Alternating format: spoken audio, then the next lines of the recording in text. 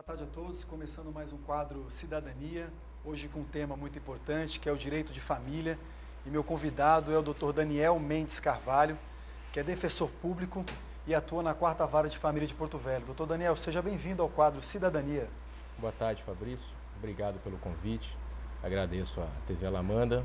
Uma oportunidade bacana de a gente levar a educação em direitos para as pessoas, para a população aqui de Porto Velho e de Rondônia. Dr. Daniel, quais são as maiores demandas de direito de família que chegam até a Defensoria Pública? O senhor poderia citá-las, por favor? Sim. A Defensoria recebe demandas de toda sorte, né, Fabrício? Mas as principais, a gente pode falar na área de família, são alimentos, execução de alimentos, divórcio, ligadas à união estável, temos mais investigações de paternidade, negatória de paternidade. Então, todas essas questões que envolvem mais o dia a dia da família chegam até a Defensoria Pública. Eu sei que não é fácil porque família envolve sentimentos, emoções, não é fácil lidar, é um direito muito bonito de se trabalhar, mas que não é fácil no dia a dia. Vamos então começar aí, vamos falar um pouquinho sobre divórcio, né, que é um tema difícil. Só existe o divórcio litigioso na justiça ou tem outro meio das pessoas se separarem? Não, Fabrício, existe uma forma não litigiosa de se separar em que não é necessário escolher a via judicial. A gente tem que ter em mente 3 coisas. Primeiro, há consenso, há acordo. Segundo, há filhos menores ou incapazes, né, interditados. Terceiro, tem a questão dos filhos menores. Terceiro, a mulher grávida. Se houver acordo, não tiver filhos menores ou interditados e a mulher não estiver grávida, é possível fazer o divórcio no cartório de registro civil de pessoas naturais. É muito simples, acompanhado de um advogado ou de um defensor público, as partes chegam até o cartório, é lavrada uma escritura pública e as pessoas já saem de lá divorciadas. E quando tem bens, o que acontece se tiver bens? Se tiver bens, o próprio escrivão vai constar na escritura pública, né, o tabelião vai constar na escritura pública os bens e na própria escritura pública sairá a partilha de todos esses bens. E tem custo, taxas, emolumentos para quando faz esse divórcio, essa separação? Tem. Hoje tem uma taxa, né, a escritura pública ela é paga, tem as taxas e emolumentos. Aqui em Porto Velho, por volta de R$ 272. Se tiver bens, existe uma tabela progressiva do aumento dessas custas, mas é bom ressaltar o seguinte, Fabrício, o código anterior, ele isentava de custo a escritura pública, o Código de Processo Civil anterior. O código atual, ele é silente com relação a esse tema. Então, surgiram 2 interpretações possíveis. Uma primeira é que acabou a gratuidade, não é mais possível fazer escritura pública de divórcio de forma gratuita. E uma segunda corrente seria que não, ainda subsiste, ainda permanece essa gratuidade. E aí essa corrente faz uma interpretação de todos os artigos do Código, aliado à Constituição, para estabelecer que ainda é possível a gratuidade. Perfeito. Vamos falar um pouquinho sobre união estável. União estável tem uma equiparação ao casamento? Por isso, podemos dizer que hoje sim. A Constituição Federal, ela estabeleceu várias entidades familiares. Dentre elas, o casamento, a união estável, a entidade monoparental, né, a família monoparental. E em recentes julgados, e até mesmo uma construção dos estudiosos e dos tribunais, equipararam com o tempo a união estável ao casamento. Então hoje, na prática, união estável tem a mesma proteção que é conferida para as pessoas que são casadas. Existe um prazo? Porque antigamente falava-se em 2 anos de união estável. Hoje, como é que funciona isso? Não existe prazo para a pessoa estar em união estável.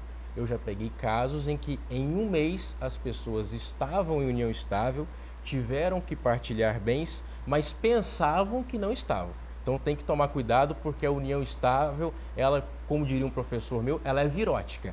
Ela pega, mesmo sem você querer. Então juntou as escovas de dente, acabou, né? Pode ser que sim. Uma pergunta com relação à união estável. É vantajoso fazer a conversão né, converter a união estável para o casamento? Antes era mais, Fabrício, porque antes a união estável recebia, quanto ao regime de bens, quanto ao direito sucessório é herança, ela recebia um tratamento diverso do casamento. Hoje, em recentes julgados, decisões do Supremo Tribunal Federal, do Superior Tribunal de Justiça, houve a equiparação. Eles entenderam, não, união estável é entidade familiar tão importante quanto o casamento. Por isso, hoje, ela recebe essa mesma proteção.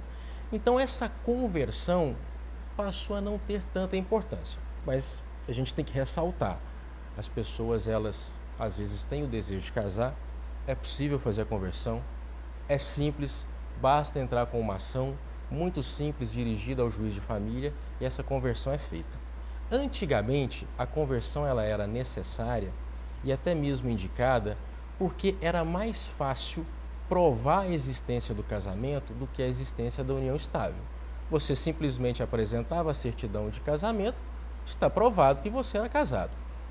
A união estável era mais difícil essa prova, mas hoje não, hoje é amplamente aceita a escritura pública de união estável, então as pessoas podem comparecer ao cartório, fazer uma escritura pública, nessa escritura pública podem até regular o regime de bens, não tem problema nenhum, está provado que está em união estável. Estão casados, então? Estão casados, praticamente. Então, com relação a... Vamos falar um pouquinho sobre guarda das crianças, a gente sabe que tem muito conflito. Quem é que pode pedir a guarda? O pai pode pedir a guarda, a mãe também, ambos? Como é que funciona isso? Fabrício, a primeira coisa quando a gente fala em guarda, a gente tem que ter em mente responsabilidade. O guardião é aquele que tem a responsabilidade sobre a criança. Só que eu quero aqui fazer, até mesmo para a população, um recado importante, um adendo importante. Por quê? Eu costumo ver que aquele que não é o guardião tende a achar que a sua responsabilidade ela é menor. Tende a se esquivar de alguns deveres, tenta não exercer alguns direitos e tudo, no fim das contas, acaba recaindo nas costas do guardião. O que eu quero deixar bem claro é que guarda não elimina qualquer direito ou qualquer dever que o não guardião tem sobre o filho. Vamos ser bem claros. O guardião tem o dever de educar, criar, sustentar, manter a criança. O não guardião também tem esses mesmos direitos e deveres, porque todos esses deveres decorrem não só da guarda, mas do poder familiar, da sua condição de pai, da sua condição de mãe. Ok? Então, quando nós pensamos em guarda, nós temos que ter em mente a responsabilização, mas quem não é guardião tem que ter internalizado que ele possui um papel fundamental e que ele tem deveres tão ou mais importantes do que o próprio guardião. Bom, outro tema polêmico também, alimentos. Quem é que deve alimentos? Ambas as partes? Quem é que paga o alimento? Olha, os alimentos são devidos entre os parentes, entre os cônjuges e entre os companheiros. Companheiros são aqueles que vivem em união estável, né? No caso dos parentes, a nossa lei diz que eu posso cobrar alimentos até do meu irmão.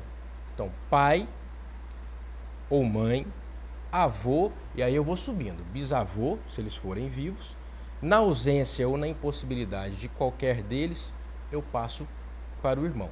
Pela lei, este seria o fim, mas a doutrina, os estudiosos e até mesmo algumas decisões já indicam a possibilidade de se estender essa cobrança para primos, sobrinhos, tios avós, etc. Como é que é fixado o valor dos alimentos? Os alimentos a gente leva em consideração dois fatores: a possibilidade de quem paga e a necessidade de quem pede. A possibilidade de quem paga, geralmente, a gente consegue mensurar através do quanto ele ganha, quais bens ele possui, qual a sua atividade comercial, qual a sua atividade profissional.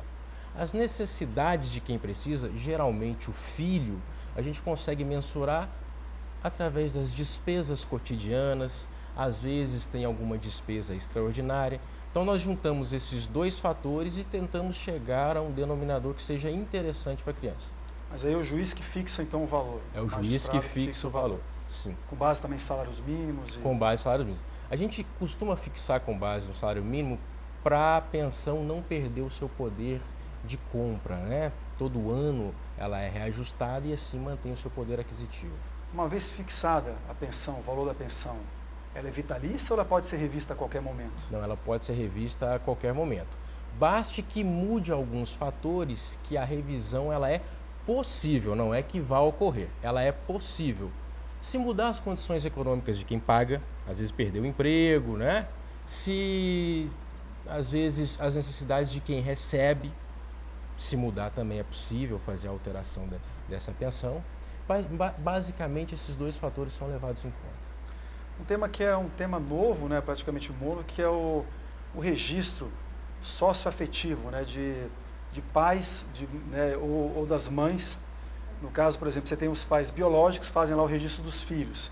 E depois, por algum motivo, esses pais se separaram e aí surgiu um pai que criou, seria um pai do coração essa criança. Há possibilidade de fazer um registro do pai socioafetivo e da mãe também? É possível? Sim, é possível. Hoje o direito de família ele é muito baseado no amor, no afeto, né? Então, com base nesse afeto, decisões judiciais começaram a reconhecer a paternidade ou a maternidade socioafetiva e começaram a incluir no registro da criança o pai ou a mãe socioafetiva, mesmo a criança possuindo no seu registro pai e mãe biológico. Antes, a via judicial era a única possível. Agora não. O CNJ, o ano passado, editou um provimento em que possibilitou que isso possa ser feito diretamente no cartório. O pai socioafetivo chega no cartório, reconhece voluntariamente a sua paternidade socioafetiva, o escrivão, através de um procedimento muito simples ali interno, pode reconhecer e lavrar e averbar o novo registro, incluindo o pai socioafetivo ou a mãe socioafetiva. Então você pode ter no registro 2 pais e 2 mães? Posso. Interessante. Posso. Não mais do que 2. A resolução deixa bem claro. No máximo 2 pais ou 2 mães. Uma biológica e a outra socioafetiva. E no caso do pai que registrou a criança e depois de uma ação de investigação de paternidade, ele descobriu que a criança não é realmente filho dele biológico. Como é que faz para o pai retirar, né, o registro no cartório? O que ele tem que fazer? Essa é uma das maiores dúvidas que nós temos, né, Fabrício? Chega a defensoria, às vezes o pai, sabendo que não era pai, registra a criança como sua e depois quer retirar o nome dele do registro. Impossível, não tem como. Se o pai registra a criança sabendo que não era sua, não tem como promover essa negação de paternidade depois. Agora, se o pai registra enganadamente, não é? Se ele incorreu em erro, ele registra a criança, futuramente, com um DNA ou provas de que ele não é o pai biológico, ele pode ingressar e pode ter seu nome excluído do registro. Só que ele tem que provar que não é o pai biológico e que agiu em erro. Ele registrou a criança pensando que ela fosse o seu filho biológico, sua filha biológica, mas não era. Então ele tem que ingressar com a ação para poder retirar o nome do registro. Tem que ingressar com a ação para retirar o nome do registro. Acho que o mais importante deixar o recado para a população é que direito de família não é fácil, né? A gente sabe que envolve, então, repetindo emoções e que a gente tem que tentar sempre preservar os filhos, as crianças. Às vezes os pais estão se matando ali, brigando por dinheiro, né? E acabam envolvendo as crianças nessa briga e quem serão prejudicados são as crianças. Então acho que esse é o recado que a gente tem que deixar para a população, né, doutor? Exatamente, Fabrício. Geralmente, quando há um conflito familiar, quem mais sofre são os filhos, né? Muitas vezes os pais, para atingir o outro, usam a criança como um bode expiatório. Eu acho que isso tem que ser revisto, a gente tenta orientar nas varas de família para que isso não ocorra, para que a criança seja ao máximo preservada. É o que a gente espera. Doutor Daniel, muito obrigado pela entrevista. Agora, complementando, quem quiser procurar defensoria pública na área de família, que tiver algum problema, onde que é o local que pode procurar que será atendido por vocês? Olha, quem desejar um primeiro atendimento, pode procurar os postos da Defensoria Pública no Tudo Aqui, localizado na 7 de setembro, ou no Núcleo Avançado da Zona Leste, localizado na José Amador dos Reis. Quem já tem processo em andamento é atendido na Defensoria Pública localizada na rua Padre Chiquinho, no bairro Pedrinhas, próximo ao centro administrativo do governo do estado. Daniel, muito obrigado mais uma vez pela sua presença aqui no quadro Cidadania. Eu que agradeço, Fabrício, muito obrigado pela oportunidade, mais uma vez. Um abraço a todos e até a próxima quinta-feira com mais um quadro Cidadania.